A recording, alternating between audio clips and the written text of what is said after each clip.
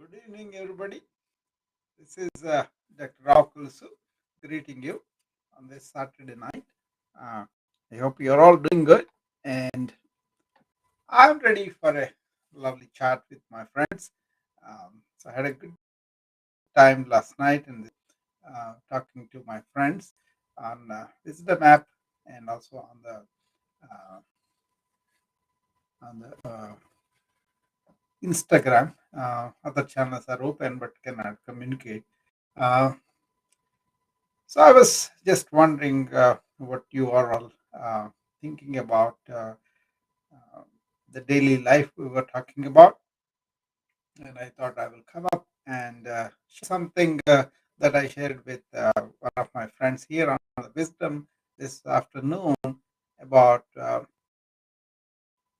movement that is present moment living.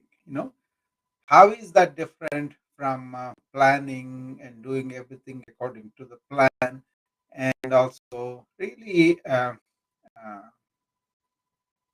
you know conformed to the norms that are imposed by our family, by our institutions, or by our society, versus not impulsive living but more like what life presents, accepting it and living in the moment, and really being in the right about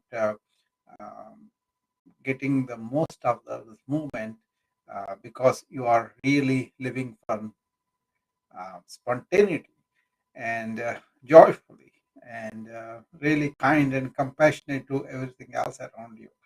I'm not talking about impulsive, um, indulging living. That's not what I'm talking about. I'm talking about being in the present with the moment to moment awareness and joyful living. Uh, for example, we were planning picnic outside, you know, and we got all the picnic bag ready, blankets ready, and we are going to go out. And then we got in the car very enthusiastically. We want to spend the day, and we went to the garden, and suddenly black clouds came, and all the rain coming down kind of dampens your spirit, or will you lose it, or will you say, okay, let me make most out of this rain? So you get into the car with your wife or children or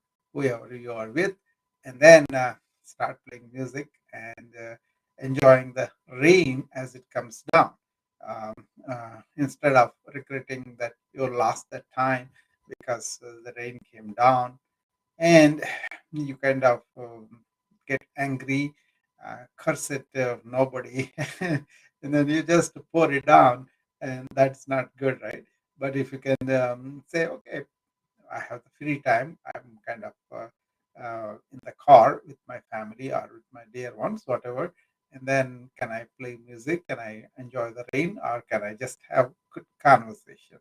That's moment to moment living, not being get down by the circumstances that may be beyond your control, but then taking the moment as it is presented. Okay. So philosophers, religious people, spiritual people always talked about this because they don't want to be regimented, they don't want to be dictated by circumstances, but they want to get over the circumstances and thereby really living in the moment. So that's what I thought I would present to you today. uh, and I think Daniel opened the room saying that how is your everyday living like? Then I said, how about every moment in a day? Uh, you can have the past coming into you as you are living in the present, but you going living in the past, that is what I wanted to avoid. And also you can project into the future, but then get involved in a lot of planning and all that, and then get frustrated when that is not envisioned. But you can always have this equanimity to take things if they go wrong. Okay, that's kind of thing I'm talking about. Okay, So, how about that? Can we chat about that? Have everybody experienced being spontaneously, joyously in the present moment, and also adjust to the circumstances as they have portrayed. Usually, people who are like that are very sportive, very easygoing, and joyful, and they light up the room, light up the party, and everything, right?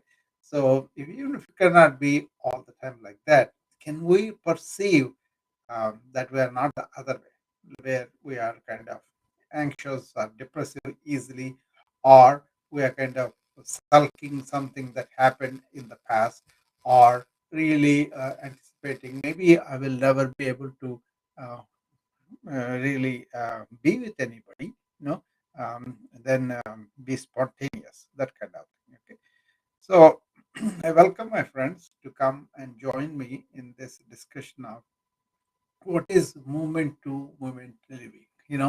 How is that people are really promoting that all through the years. You go to any philosophical talks and you go to any spiritual talk, they always talking about accept the movement as it is, and accept the moment as a gift from the divine, and immerse in that. Open your senses, open your reception of the stimuli, and then live that fully. That's what was advised, right? Lots of times. So that's what I wanted to discuss about. Excuse me. So those kind of things always present to us as challenges, and then we may end up in some habitual behavior, like say, "Oh, I'm made like this. My personality is like this, and I always behave like this, and that's why I'm justifying if I lose my cool when things are not going my way, I say, "Oh, I'm like that." Are you? Are you really like that? Or are you not paying attention to that kind of thing? And your thoughts get deeper and deeper, and then it comes out as you. So you can always have that self knowledge, self awareness of what's going on in the moment and learn from it without telling it. You don't have to blame yourself, or you don't have to really say, I'm bad or anything like that. People may have some moody behavior once in a while, but do you want to continue that? Is there a need for that? Can you improve that whereby your emotional intelligence comes out and you kind of joy to be with rather than a real pain in the neck, like, right? So that kind of moment to moment awareness of what's going on within us and outside us, and when the outside stimuli comes into us, how we are reacting, that simple awareness would improve a lot more. Okay, you don't want to get hurt and then realize, you want to realize them as the life is happening in good times and bad times at the same time. Okay, so I hope this makes some sense.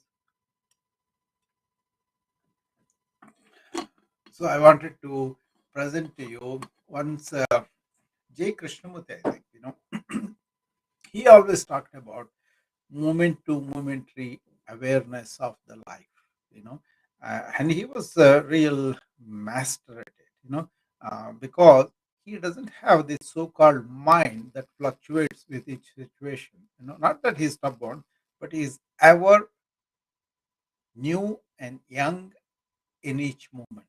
I'll give an example. I told this before to some of my friends may recognize it. The mango story. This is my favorite, really. They were having this discussions. People used to gather around him because he was considered a very big sage and seer and all that, right? But he said, "I'm an ordinary person, just living in the present." So what he did was he was sitting with some group of people, and these people wanted to engage in some deep philosophical discussion, and they were I don't know what the topic was, but they were deeply involved in that philosophical talk, and Krishnamurti was also there, but he wasn't participating where other people are talking. Suddenly he sits up straight, and then he really gets uh,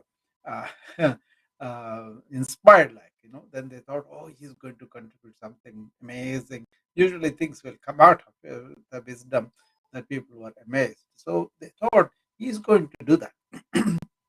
But he said, mangoes, fresh mangoes, and then all these people came out of that intellectual world that they were um, involved in, to the present.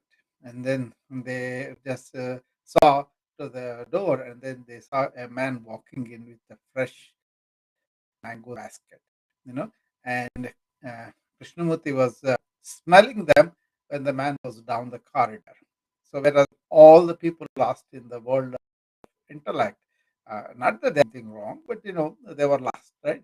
They don't have the perception of the smell and the mango person coming in and all that. So that kind of present movement awareness brings us to what we are in. And then if you are in touch with that, you will have lots of moments of joy, lot of, uh, lots of moments of really camaraderie. So many things open up, I think.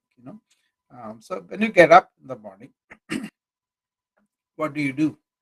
Do you get into, oh, this happened yesterday, this meeting, this discussion, and immediately launch into that intellectual vehicle of yours, or you can launch into your emotional vehicle where you feel bad because somebody said something to you a couple of years ago, and then you remembered that this morning, and then you are again hurt because something he she said at that time. So you're still carrying that memory and associated hurt and all that, right? Or you are fresh and you are looking at the day as it is presenting it, as it is opening up for you. Are you in touch with the wind? Are you in touch with the earth? Are you in touch with the sky? Are you in touch with the bird noises? Or are you in touch with the sights that the sunrise is presenting? All that, if you are not in touch with that movement, it's unlikely that you will be in touch with the moment later on also. But if you can cultivate that kind of being aware in the moment in the morning, it has more chance of going through the day. That's what my experience was. So I get up in the morning, first 1 hour, I don't really like to talk. I don't really converse. I don't really want to see the digital media or television, any of that. I just want to be touched with my breath, with the movement of whatever is going around me, with the life. It could be a dog, it could be children, it could be a wife, and all that. Pay attention to them, and how they are, what they are doing, and how they are perceiving the nature. To enjoy the nature with them, take a moment and notice whatever is going on around you, the plants, the wind, or the noise that of the wind making, or the sunrise, or lack of sun, thick clouds, any of those number of things, right? And then allow yourself to be immersed in that natural stimuli, and really observe how you are reacting to them. And that kind of awareness of external internal things puts you in the moment of awareness, and then you can continue that through the day. Of course, I enhance that thing by practicing yoga, and then whoever is practicing me, I kind of ask them to be here and now and deep breathe and stretch and all that, so that the body gets its exercise, and you also get to deep breathe so that you won't be reactive to things as much as you otherwise. So you kind of allowing the sympathetic overload not to build up, whereas your parasympathetic stimulation is increased by deep breathing. Okay, and then you can see the responses that you will have to your responsibilities or tasks or anything that you have to do, work or grooming or whatever, right? Uh, that kind of thing is much easier if you can go from moment to moment. So you go to office, for example, and you have to do a particular thing with your friends, a deal or something, and you want to respond to the situation that is currently presented there. You can have preparation, but you have to be aware of what's going on with that preparation, with the people who are negotiating with you or meeting with you and all that. So being in the present, being aware of what's going on, that is the present moment awareness, moment to moment. And another thing Krishnamurti said was, you can use that experience as a mirror to your behavior or to your reaction and learn from that. Okay, from that relationship of people, things, or animated or inanimate things, or any situation, number of things, right? If you are not that you have to be self obsessive, but you are aware that somebody says something and you get very angry, you can understand, is that bad that I have to get that angry? Is that getting angry, is that good for me? That kind of awareness, And then you may not want to say something you may regret later, or you may take out on somebody where your relationship will be lost. So things like that. So a brief gap between your reaction and expression will save a lot of situations where you don't mean to say that, but you will say that too.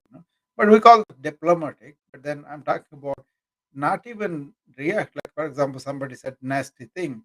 You could keep yourself, and then you can forgive the person right away, so that you are really projecting love, and that kind of thing. That is not too bad, because a lot of situations people may say things because of the misinformation or because of so many things, right? So how you react, that is the one that you want to be aware of.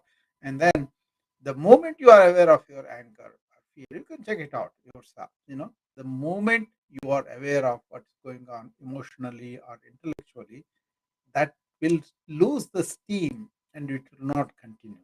Suppose you are fearful and you are aware of the fear won't continue. You can check it out yourself. Okay. But the moment you have fear, you have all this movement of thought, and that builds it up on itself, and then it gets strong. But if you are not in thought, but you are aware of what is happening within you, and that will not have continuity. Okay. So there are so many benefits you can encounter while you are living moment to moment. At least that's my experience. So I want to my friends to participate in this discussion and say what they feel about this, and then I welcome them to come up and talk to me on the wisdom app. Otherwise, I'll continue to present my uh, my experience with that, and when I came into touch with this and all that. See, actually, in 1985, that's when I told people also um, I was in the country at the end of 81, right? Then I had to take my ECMG, the Education Commission for Foreign Medical Graduates. I was a graduate of India, right? And when I came here, we have to take the exam. That's fine. And I took it. And then because of the timings, I took it in the 82 uh, July or something like that. And then by the time I got the results and all that, it was too late for to get into the residency at that time. And then I got the residency by next year. That starts only in the July. So I had to wait to 83 July to get into the programs. Meanwhile, I kind of worked as a medical officer for insurance company, giving history and physicals to rich clients. So that was also doctor. As a doctor, I was and there. So I never worked uh, not as a doctor, but more a doctor, right? And then I got into 83. What happened was I was promoted to be chief president in 84. First year I completed, second year they promoted him to chief president. There were like a 16 resident and 13 in our department of geriatric medicine and three in cardiology. You know, but most of those people are older than me. Some were in 40s, some were in 30s, some were in late 20s, but everybody is elder to me.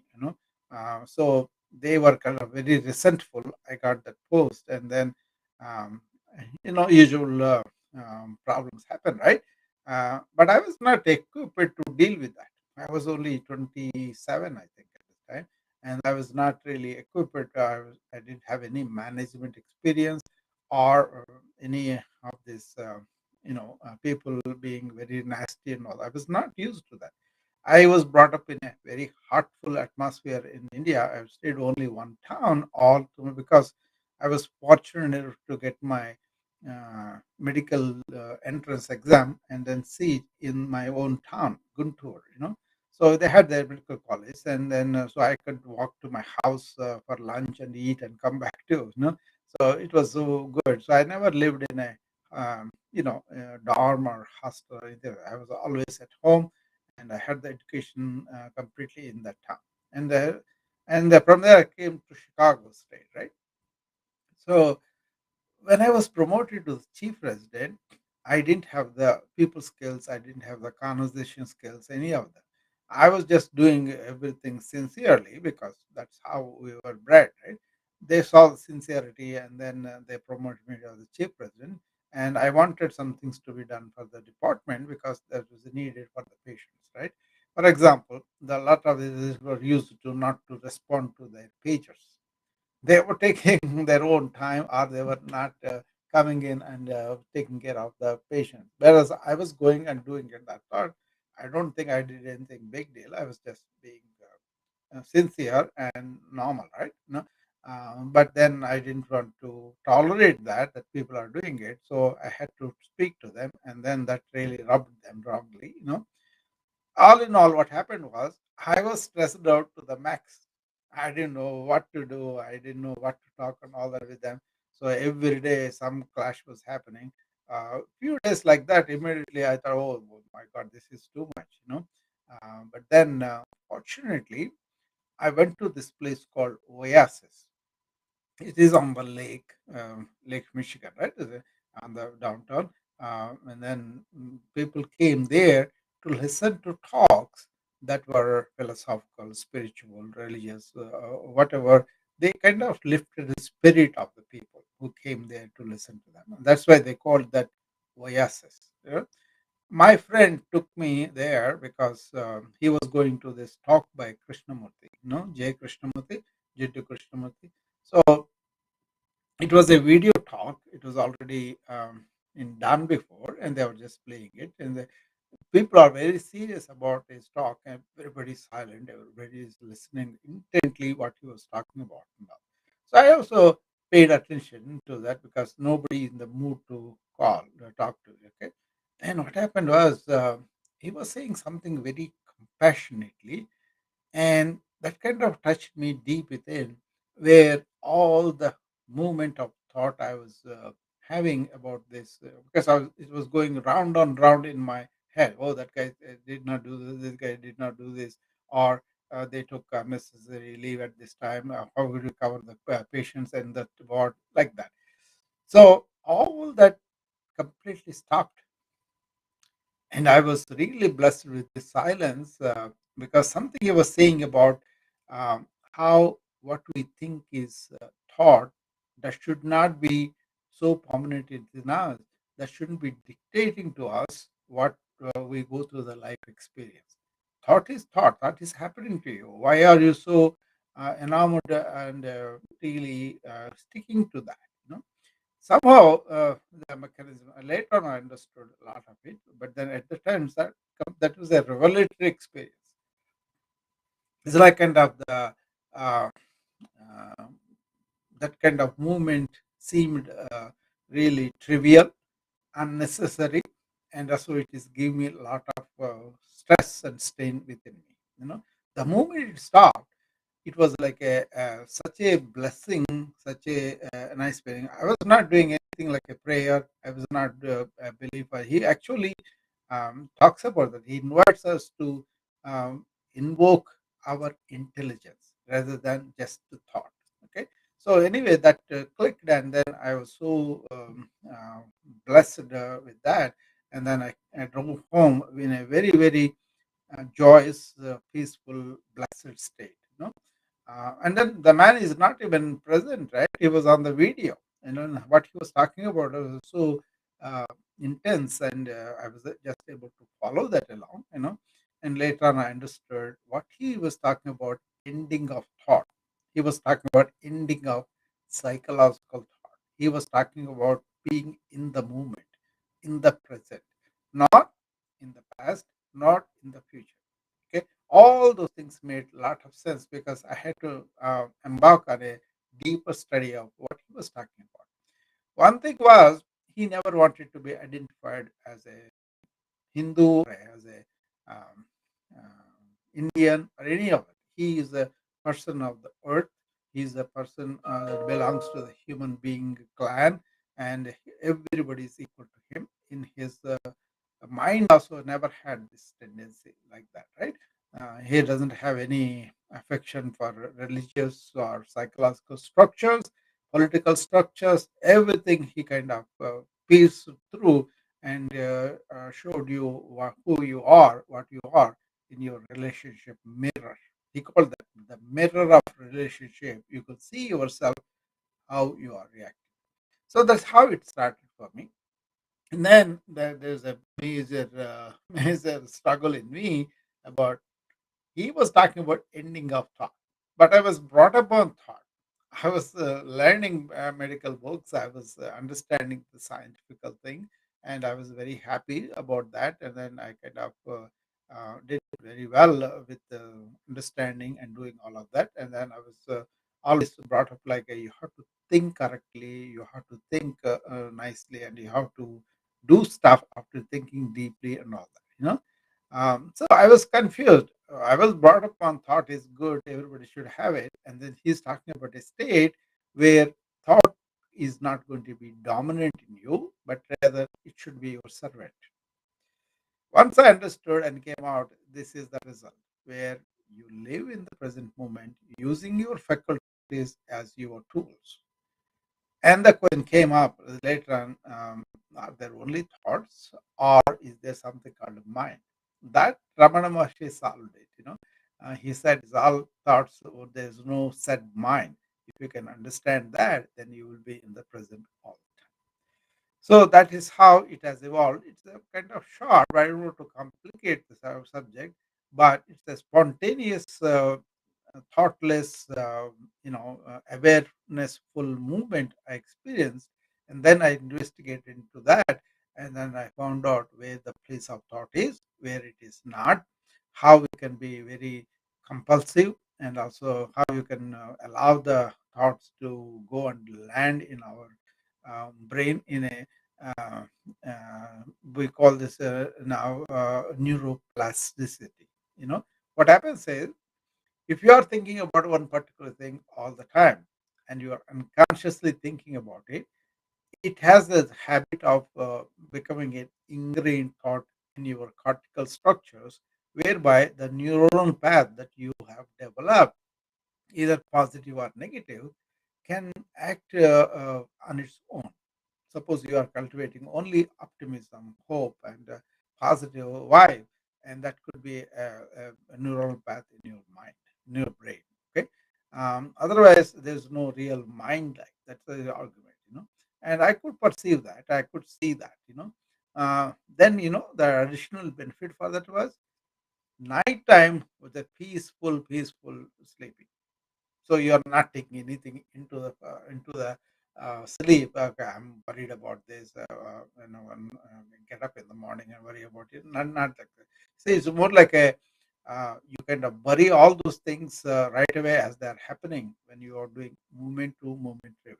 Okay, and then if you learn something, it could be a wisdom thing, but not a unconscious compulsive thinking neuronal path. Okay, so that is a side effect of that. So live every day in attention to everything that you are doing and see what happens to your mind. And especially at night time when you can sleep very well, and then putting things aside, there are so many other things that can happen too. And in the morning when you get up, you have that childlike energy. You have that fresh feeling that you have woken up to something new, and you are grateful that you woke up. You are grateful that you're a human being. You are grateful that you have the life you have. You will see what are the positives rather than the negatives. So kind of built from there, and then you also discover, hey, I don't have to be dealing with external thing all the time. I can go visit my own corner within myself and then nurtured by and also feel like I have the dependence in me, and that led me to more investigation by me, and that kind of helped me to really uh, understand deeper aspects of meditation, whether it is how it starts and all that. It started with all these desperate thoughts, not desperate, disparate. That means scattered thoughts all over that had to be concentrated, and then the rapidity of the thought had to be slowed down. And then once you come to few thoughts and eventually one thought, you can go beyond the thought and be in that awareness all the time. It is a parallel level. On one hand, I'm a trained doctor using the science to treat my patients. I continue to read, continue to attend seminars, continue to write summaries and all that, right? That has continued. But that intellectual development was only intellectual development. There was something much more beyond that in the field of awareness, where you only not only do with what you know, you also wonder about what you don't know, and wonderment really keeps you childlike, you know and you discover you don't know anything because there is so much more there that we don't know from what we know is compared to that is a vast thing, and Socrates said this too. I know that I don't know. That's what he said. Ancient Indians also they said there is a vast field of not knowing. Once you are established in the not knowing, your natural curiosity, everything, questioning capacity, they call that jignasa in Sanskrit. That's a good term. You have this not just for the subject only, but generally what's life, or all the way to you can say what is chemistry, what is those kind of things, right? There's nothing wrong with learning science and also not losing this wonderment.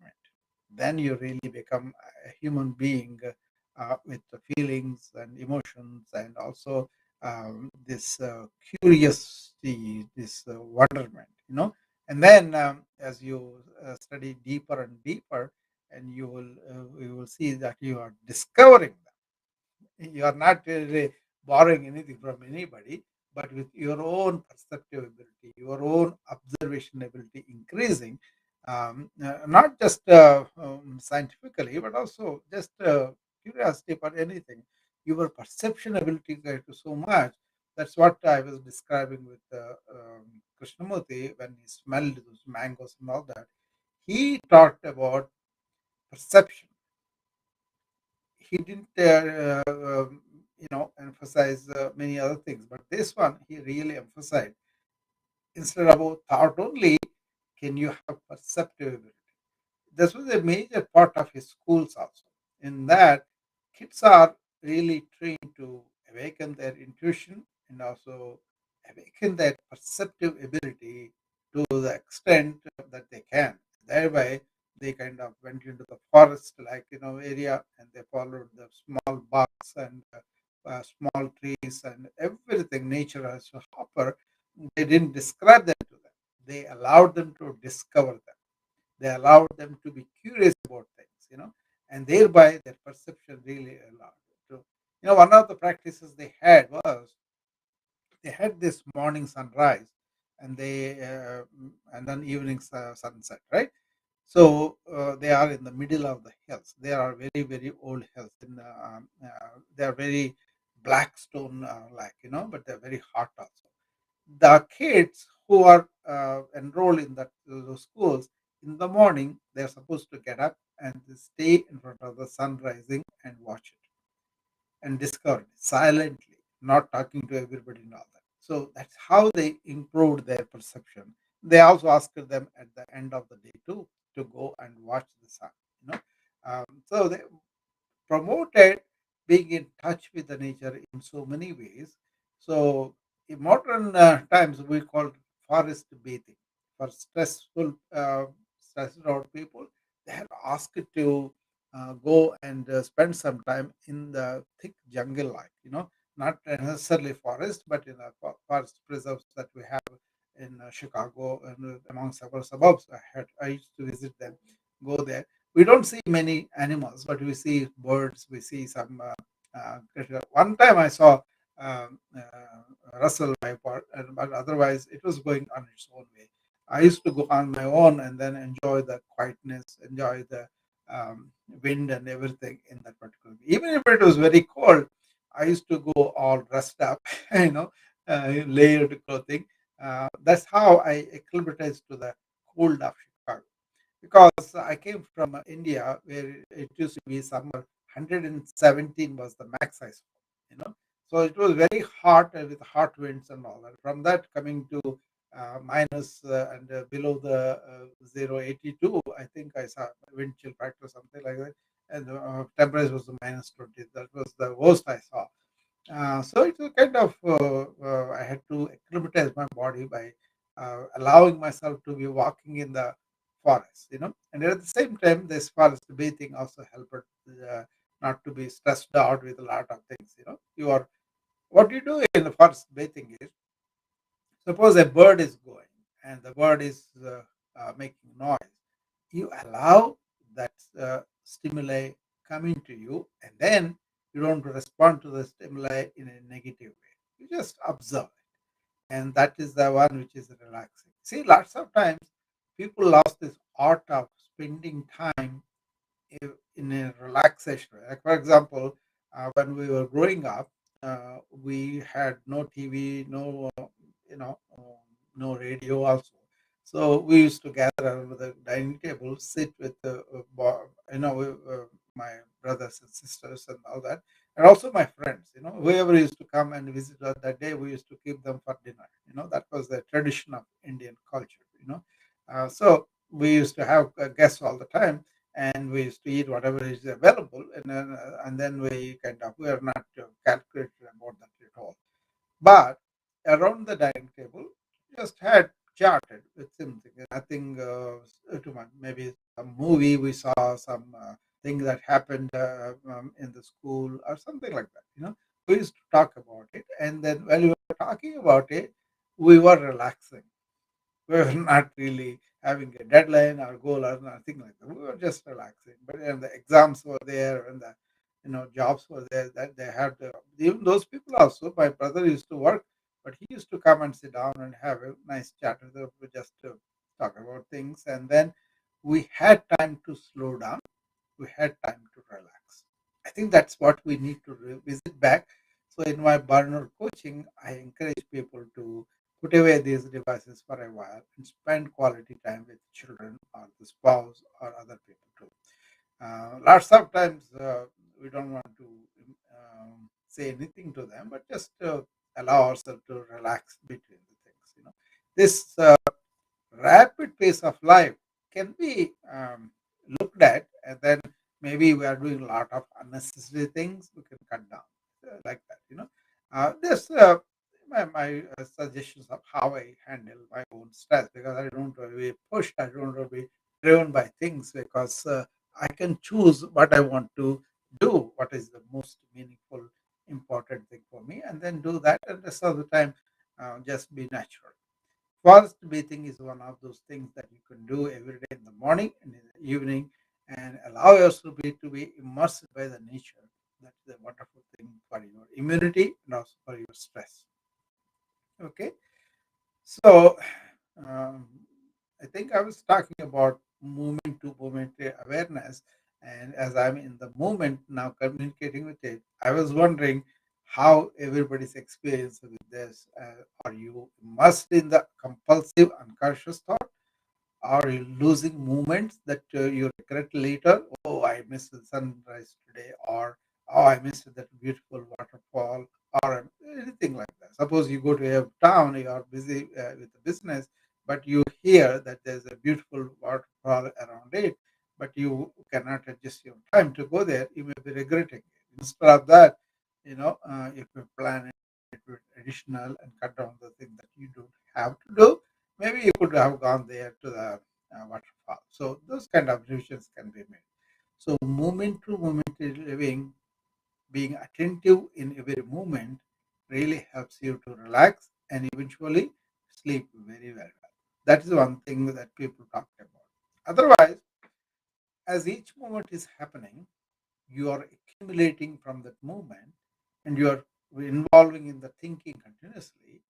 That will be carried up to the moment you are going to fall asleep. You may be dead tired with the physical exercise and all that, but this thought activity that you allow from morning till evening will give you some dream-like situations while you are dreaming, and that one also can be cut down if you practice this moment to momentary attentive awarenessful life.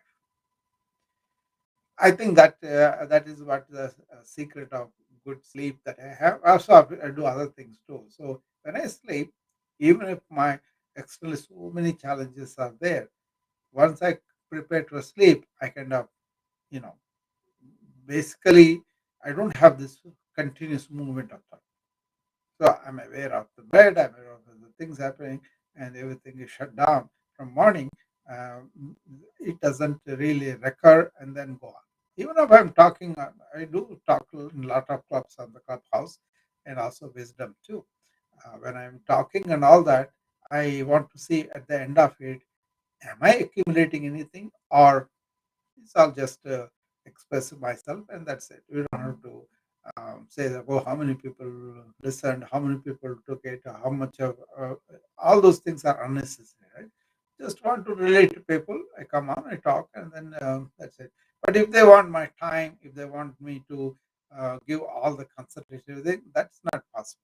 And also, I found myself spending out of my pocket to do all the stuff and that was not really supported by anybody paying me anything like that. So I had to cut down. Those are practical things. But then just expressing myself, I don't have to accumulate all that, or I don't have to regret anything. I just speak about my heart, and then if anybody has questions, I can answer them. That's how it looks. Okay. So. I think we are almost 42 minutes. I have been talking. If anybody wants to come up, I will continue this. Otherwise, under a few minutes, I'll have to close it down. My main thing is: are we in the moment with awareness all the time?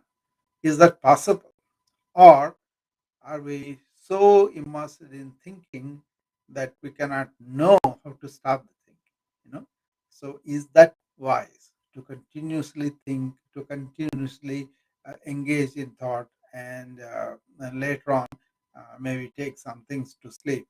I don't take any medications. I don't take any wine or anything like that too. So it used to be I used to have a glass of wine at the social functions and all that.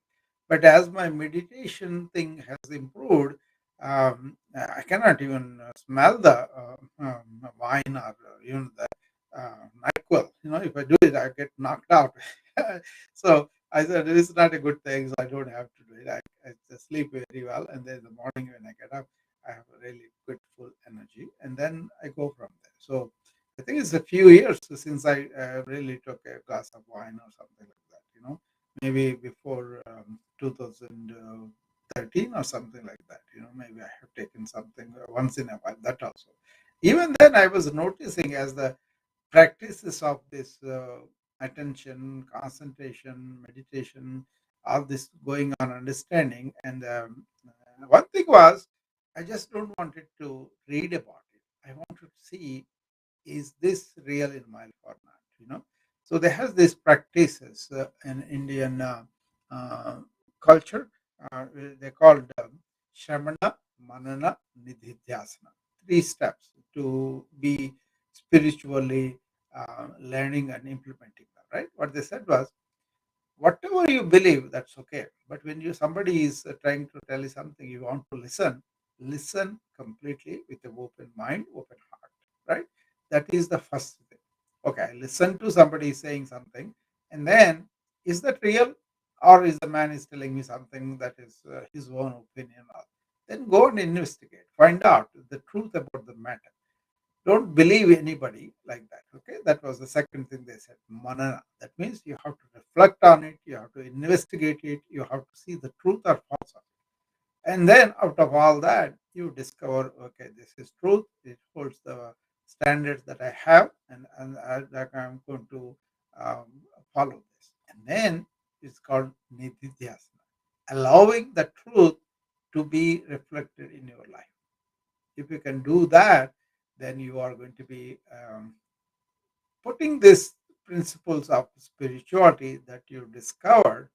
I'm not saying that you have to follow anybody, but you are thinking about what they say. Like, for example, when Krishnamurti said ending of thought, I wanted to investigate it, I want to find it, and then I did my enough work, both Western and Eastern people have expressed on that quite so much. I didn't know that they published or they kind of transferred it through generations. In the West, we have more of a written literature, but in the East, if you want to go to find the real truths about what they said, they were transmitted from generation to generation. And later on, people wrote commentaries on that and all that. But if you go to the original truth, that was really transmitted from person to person, like. And once you have investigated and found that was the true statement, then the next step is nididhyasana, where you allow the truth is coming into your life. That means you are implementing it. You are not giving explanation, but then you are doing it fast. And then there was another thing they said: unless you understood, you investigated, and you implemented in life, you have no right to say about that.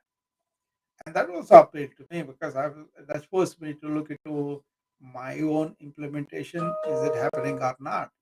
And then once it's happening, suppose I'm supposed to not to lie about anything, and if I lie, I know about it right away.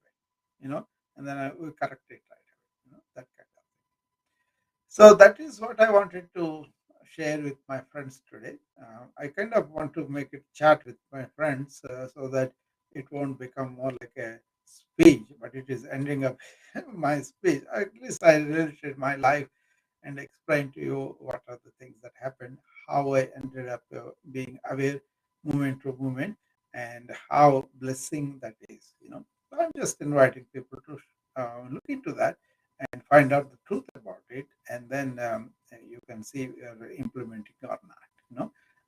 But lots of times I see people are listening, and then maybe they are not listening. They don't get the complete gist of it, and then they also maybe uh,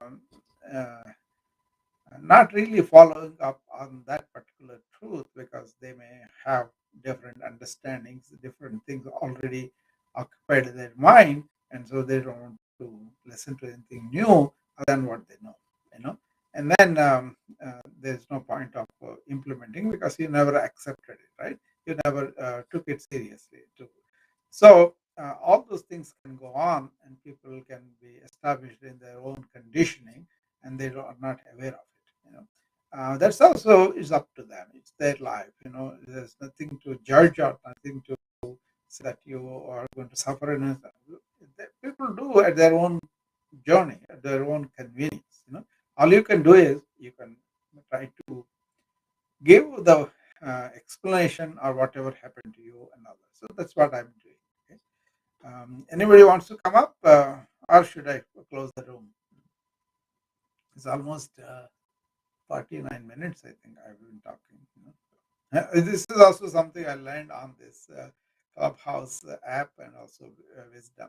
In the beginning, I couldn't even talk for 5 minutes, and then somebody has to ask me question, then I will talk about it. I think I really got the style now. I can sit down and talk for more than half an hour or 1 hour and all that. But I would like to see anybody who wants to come up and talk about anything. Or tell me what they think about this. Or relate to me your experience of maybe you're doing something very very well, and then I could get some pointers about that too. But I'm kind of happy to be blissful, to be in the moment, to be in the awareness, and conduct my life. Okay, one thing is I do not accumulate any stress anymore. Things can be pretty demanding, pretty difficult and all that. But because I was able to keep quiet and the mind is not depleting the energy, I was able to do those so-called stressful situations much better. That means your inner resilience has improved, where you can take a negative situation and apply your energy and then get through that. See, that's a fundamental principle I kind of try to relate to people who may have questions for me about burnout. And a lot of people are burned out, and from that to come back requires a Herculean effort. So I try to teach people how to do the daily life and then the diet, exercise, and sleep and meditation, okay, mind control. Once these things are done, then you will be able to handle the life's stresses, life's difficult moments much more easily because you are resilient inside. You know, it's not like giving a medication. It's not like giving any particular simple truths, simple solutions. Burnout is happening because of complex societal, institutional, and personal issues. So you got to understand, and you got to really do that with a lot of deliberate attention to those problems, and then really see, am I really doing the basic things for the health properly? Am I getting stronger? Am I getting more of strength in all areas, mental, emotional, spiritual, societal, all those areas? Am I becoming more of a mature, um, unlimited and liberated, free individual, or am I hampering myself with my own thing? That kind of thing, so I really enjoy talking to people, but even in the negative situations, I try to see something positive around it. So that kind of positive, what it is, they call in cognitive reframing in English, and then Sanskrit also they have the pratipaksha bhavana. They say pratipaksha means opposite. When you are negative, you want to cultivate the positive in that situation and build from there. For example, I say this Indian cricket team, right? And they used to have this captain Mahendra Singh Dhoni. Dhoni is called. He was such a cool guy. He walks into very, very, very bad situations where they lost a lot of wickets and then very few runs. And unless they slow down the situation and then handle that from there, he's a swashbuckle hitter too, but he won't get into the right away. He will first assess the negative situation and take the one thing at a time, improve that, and then go in. He doesn't want to get into the swashbuckling style right away, but he will eventually get in there. But he will make sure the good bowlers are bowled their thing, and then he get used to seeing the ball well. And he also encourages the other guy also. Don't take too many chances. Just play on a ball. Let's just build up a partnership slowly. So before long, he will be playing very few runs in the first few overs, and then last few hours he will make so much in runs they always win, and he's batting like that. So cricket also can be shown with the lens of life. You don't know what's going to come. You don't know what kind of rain may happen and the match may be lost, or somebody may get hurt and then a good bowler goes away, then they make more runs, all those things. So, okay. So it reflects life in so many ways if you want to choose to look at that way. I look at that way. That's why I enjoy the game, but at the same time I can see all these human traits come and they are gloriously reflected. Um, Anyway, I think we are up to almost nearing the 1 hour. Anybody wants to come up, or I think a lot of people are there. Yeah, Rachel, Carmen, Cecilia, Saraya, Sanya is there too. Sanya, Martin, and Jan, Jessica. So many people are there. Okay. That's okay if you have really observed something I'm talking about. I'm more than happy. Okay, somebody is coming now. Yeah, Sanya is here.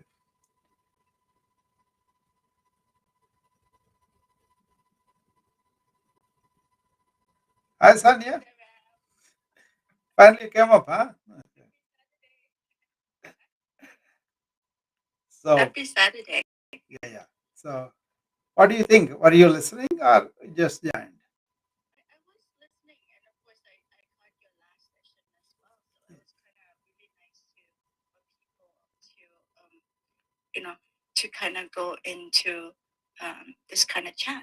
Yeah, yeah. Yeah.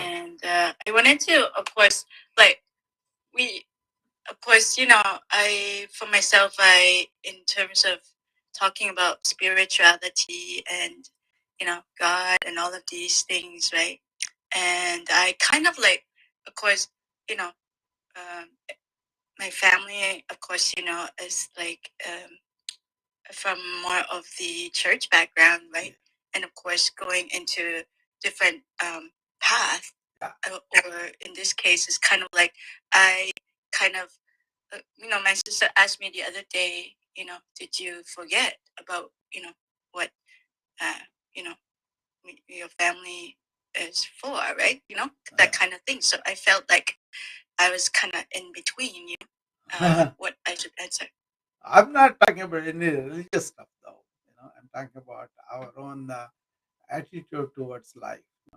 Uh, Actually, I go beyond the religions. The spiritual stuff for me is not belief system. It's like an inquiry thing. So, but I don't mind anybody following whatever they are doing. So that's their right and their way. And I don't resist them just because they are following those things. That can be, but even then, this is about lifestyles. This is about understanding. This is about knowledge. That we have both in modern science and also ancient people. They saw some truths and then they kind of allowed us to uh, learn about them. That is what it is. So I never ask anybody to be this or that or a religion.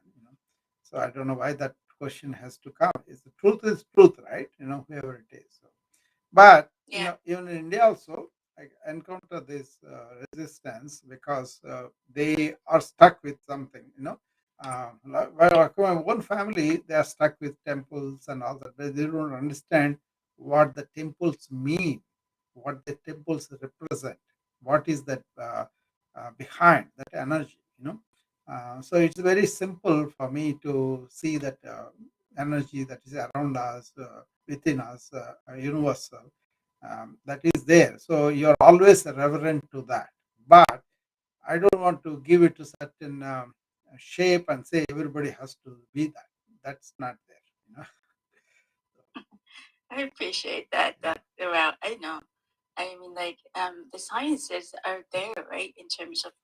Yeah, yeah.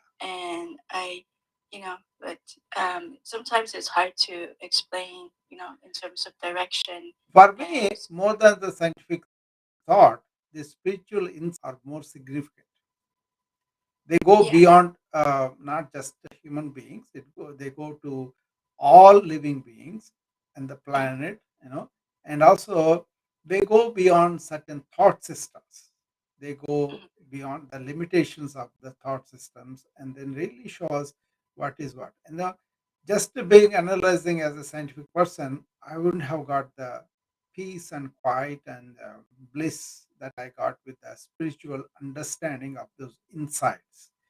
So it's not following anything. It's like gives you much more tools to go in depth and then really examine them and understanding them. So if you don't have all that, you want everything in a couple of seconds, that is not going to happen.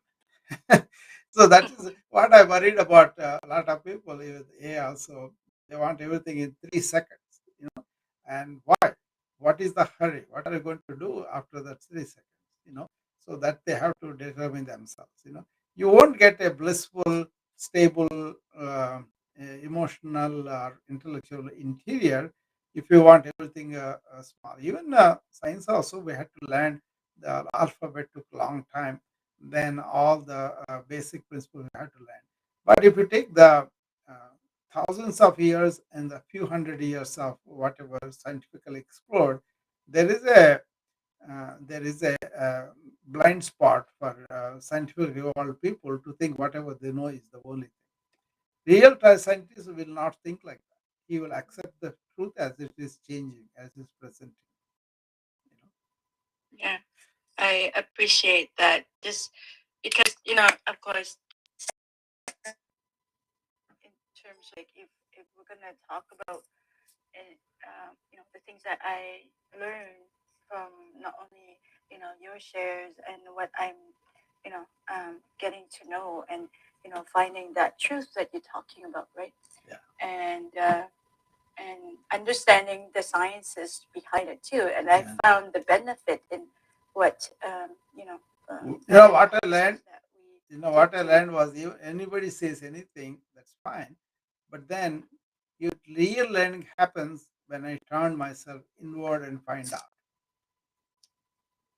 So that is what people have to. It's not like a subject, so like a suppose I want to learn about some fact that what they found in anatomy. This is the now this goes in there on the they have the objective evidence, right? But then they're all for me to see and then learn that. That's okay. That's all. But then later on they will find out something more about the term. Then we adjust knowledge. But in the subjective matters, which involves spirituality, really, you cannot really take somebody else's experience and say, this is my experience, because you have to experience it, right? You have to Mhm. feel it within you. And then just because you say, I'm not angry all the time, you may learn, you have learned how to control the anger, maybe, but you cannot deny that feeling of anger. That could be your own. You may not have that much with somebody robbing money versus somebody saying, something bad about you. Then you get really angry. That is an experience, you know. And then spiritual matters are like that. They cannot subjective is not like objective things that we study in any other field. So this is called Vijnana, all the objective knowledge. But then spiritual knowledge is called Gnana. Those people, they have to turn inside, shut the mind going out, and then examine their own internal reactions. The more they do, the better they. Otherwise, you'll be pursuing so many systems, so many people, never really working on yourself, and then you will be going after one teacher after another.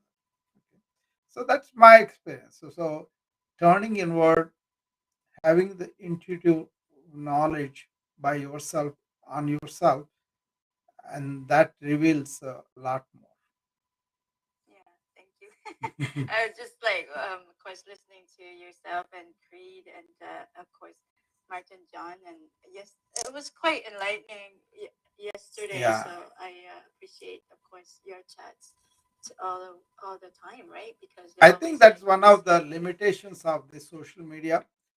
uh, People can only talk so much, right? But this is like a self knowledge. What is Yeah. yourself? What are you? What do you see? You don't have to blame yourself, but it is like a it takes a lot of effort, lot of they described this like if you have a wet branches of tree, they don't burn that easily. Okay, and you have Mhm. coal, you have to put some kerosene on that. Mhm. But if you Yeah. have gunpowder, it instantly gets fire. Mhm. Like that, people are different ways they respond. And ancient uh, cultures, Hinduism or Buddhism, Jainism, or even in Japan and China and all that, lots of people believe that a human goes through so many lives, and so he gets all these.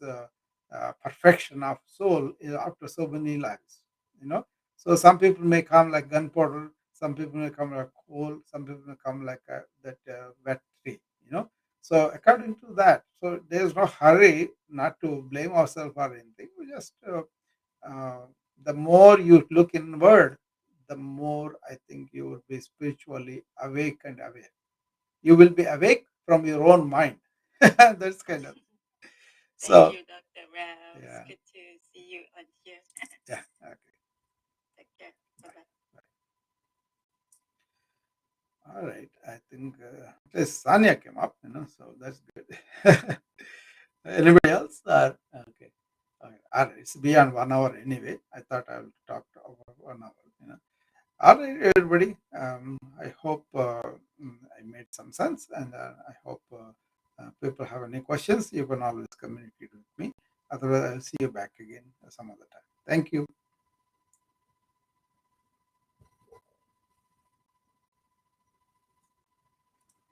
All right. Thank you, everybody, on the Instagram and also all the other channels on the Restream.